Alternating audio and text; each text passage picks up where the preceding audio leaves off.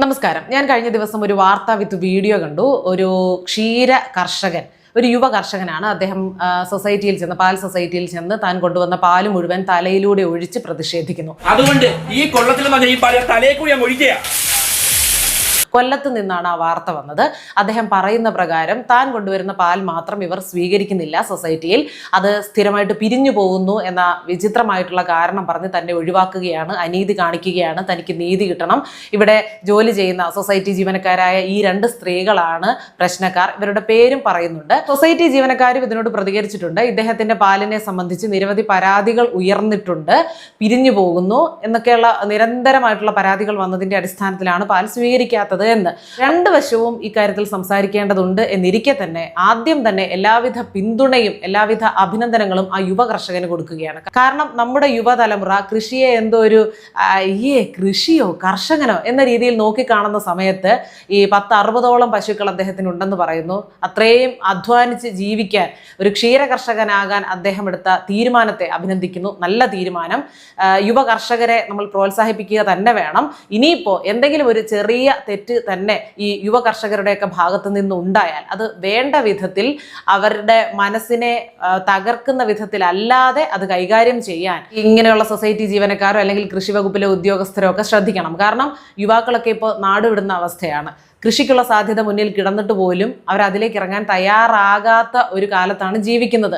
ആരുമില്ല. നമ്മളൊന്ന് ആലോചിച്ച് നോക്കിയാൽ കർഷകരാകാൻ തയ്യാറുള്ള ഒരാൾ പോലും നമ്മുടെ ഒന്നും കുടുംബത്ത് പോലും കാണില്ല, ഈ യുവതലമുറയിൽപ്പെട്ടവർ. അപ്പോൾ അങ്ങനെ ആരെങ്കിലും ഒക്കെ മുന്നോട്ട് വരുന്നുണ്ടെങ്കിൽ അത് പ്രോത്സാഹിപ്പിക്കുകയാണ് വേണ്ടത്. ഇങ്ങനെ അവരുടെ മനസ്സ് മടുപ്പിക്കരുത്. ആ വീഡിയോ കണ്ടെടുത്തോളം ആ മനുഷ്യൻ വല്ലാതെ മാനസികമായിട്ട് തകർന്ന അവസ്ഥയിലാണ്. ഈ കൃഷി എന്ന് പറഞ്ഞാൽ ചില്ലറ അധ്വാനമല്ല. പ്രത്യേകിച്ച് ഈ പശുക്കളെയൊക്കെ വളർത്തുന്നത് വളരെ അധികം അധ്വാനം ആവശ്യമായിട്ടുള്ള ഒന്നാണ്. ഒരു ദിവസം ഒന്ന് അടുത്തുനിന്ന് മാറി നിൽക്കാൻ പോലും പറ്റില്ല. കൃത്യസമയത്ത് പശുവിന് ആഹാരം, പശുവിനെ വൃത്തിയാക്കൽ, അല്ലെങ്കിൽ പശുവിന് വേണ്ട ആഹാരം കൊടുക്കൽ, പശുവിൻ്റെ പാലെടുക്കുന്നതും അത്രത്തോളം വൃത്തിയിലായിരിക്കണം. നമുക്കറിയാം, പാലൊക്കെ ഒരു തുള്ളി എന്തെങ്കിലും ഒരു മാലിന്യം അതിൽ കലർന്നാൽ മതി, പാല് മുഴുവൻ അഴുക്കാകും.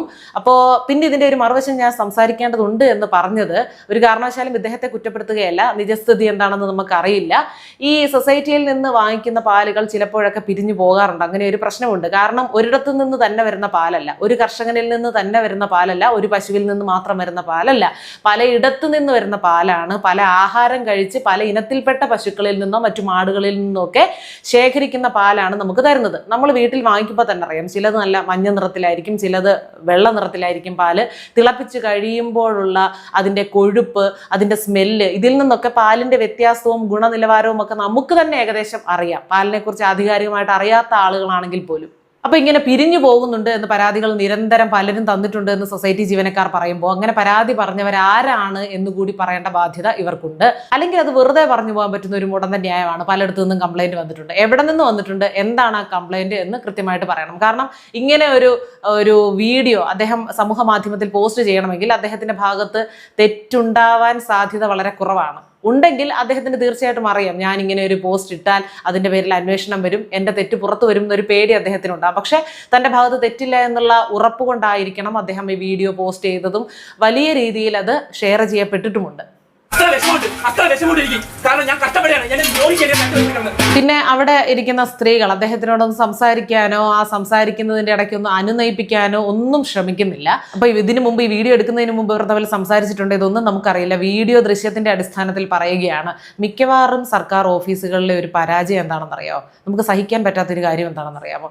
ഈ സ്ഥാപനങ്ങളിലൊക്കെ, സർക്കാർ സ്ഥാപനങ്ങളിലൊക്കെ ജോലി ചെയ്യുന്ന ആളുകളുടെ നാട്ടുകാരോടുള്ള മനോഭാവം, പെരുമാറ്റം. ഒരു സർക്കാർ ആശുപത്രിയിലൊന്ന് ചെല്ലണം, ജനറൽ ആശുപത്രികളിലോട്ടൊക്കെ ചെന്നാൽ അവിടുത്തെ സ്വീപ്പർമാർ, അറ്റൻഡർമാർ, അവരൊക്കെ എന്തോ നമ്മളെക്കാളൊക്കെ ഒരുപാട് ഉയരത്തിൽ ഇരുന്ന് ജോലി ചെയ്യുന്ന ആളുകളാണ്, നമ്മളൊക്കെ എന്തോ ഒരു ചെളിക്കുണ്ടിൽ കിടക്കുന്ന ആളുകളാണെന്നുള്ള രീതിയിൽ വളരെ അവരുടെയൊക്കെ മുഖഭാവം തന്നെ കണ്ടാൽ മതി, നമ്മൾ വെറുത്തു പോകും. പിന്നെ നമുക്ക് അങ്ങോട്ട് പോകാൻ തോന്നില്ല. ആശുപത്രിയിലൊക്കെ, സർക്കാർ ആശുപത്രിയിലൊക്കെ ചെന്നാൽ അവരുടെ പെരുമാറ്റം കണ്ടാൽ നമുക്ക് ആധാരം പണയം വെച്ചാണെങ്കിലും അല്ല പ്രൈവറ്റ് ആശുപത്രിയിലും പോകാമെന്ന് വിചാരിക്കും. കാരണം അസുഖം എന്ന് പറയുമ്പോൾ പകുതി മനസ്സിൻ്റെ ഒരു കളിയും കൂടിയുണ്ട്. നമ്മൾ ഓൾറെഡി ടെൻഷനിലായിരിക്കും പോകുന്നത്, എന്താ ഏതാ കിടക്കേണ്ടി വരുമോ, തല കറങ്ങി ചിലപ്പം വല്ലാത്തൊരു ബുദ്ധിമുട്ടിലായിരിക്കും പോകുന്നത്. അപ്പോൾ അവിടുത്തെ ഒരു നേഴ്സോ ഡോക്ടറോ അല്ലെങ്കിൽ ഏതെങ്കിലും ഒരു ജീവനക്കാരിയോ നമ്മളോട് ഇത്തിരി സൗമ്യതയോടുകൂടി സംസാരിക്കുകയാണെങ്കിൽ, കരുണയോടുകൂടി പെരുമാറുകയാണെങ്കിൽ തന്നെ നമ്മുടെ രോഗം ഒരു 50% കുറയുന്നത് പോലെ നമുക്ക് അനുഭവപ്പെടുകയെങ്കിലും ചെയ്യും. പക്ഷെ ഇവരുടെയൊക്കെ പെരുമാറ്റത്തിലൂടെ നമുക്ക് ബ്ലഡ് പ്രഷർ ഇല്ലാതെ ചെല്ലുന്ന ആളാണെങ്കിൽ അത് കൂടും, ഹാർട്ടിന് തകരാറില്ലാത്ത ആളുകളാണെങ്കിൽ അതും ഉണ്ടാകും. കാരണം നമുക്ക് നെഞ്ചൊക്കെ കിടന്ന് പടപടപെടാന്നിരിക്കും. എല്ലാവരുടെയും മുന്നിൽ വെച്ച് ഇൻസൾട്ട് ചെയ്ത് സംസാരിക്കുക, അവരിനി വൃത്തിയാക്കുന്ന സമയത്ത് നമ്മൾ അവിടെ കാണാൻ അങ്ങോട്ട് മാറുന്നില്ല എന്നൊക്കെ പറയുന്നത് കേട്ടാൽ നമ്മളെന്തോ വലിഞ്ഞു കയറി അവരുടെ ഔദാര്യം പറ്റാൻ ചെന്ന പോലെയാണ്.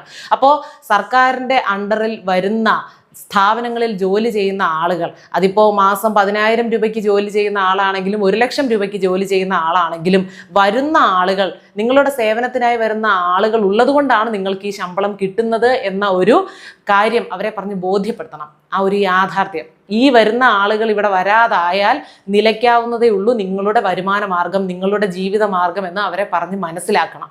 നാട്ടുകാരിങ്ങനെ ഓരോ ആവശ്യങ്ങൾക്ക് വേണ്ടി വരുമ്പോൾ അവരുടെ ആവശ്യങ്ങൾ നിറവേറ്റി കൊടുക്കുന്നതാണ് നിങ്ങളുടെ ജോലി, അതിനാണ് നിങ്ങൾക്ക് ശമ്പളം തരുന്നത് എന്നുകൂടി ഈ PSC ഒക്കെ പരീക്ഷ എഴുതി അല്ലെ പിൻവാതിലിൽ കൂടെ തള്ളി കയറ്റിയാണെങ്കിൽ ഓരോ കസേരയിൽ ഓരോരുത്തരെ ഇരുത്തുമ്പോൾ അവർ ചാർജ് എടുക്കുന്ന സമയത്ത് തന്നെ പറഞ്ഞു കൊടുക്കണം. അത് ഏത് ലെവലിലുള്ള ജോലി ചെയ്യുന്നവരാണെങ്കിലും വളരെ അസഹനീയമാണ്.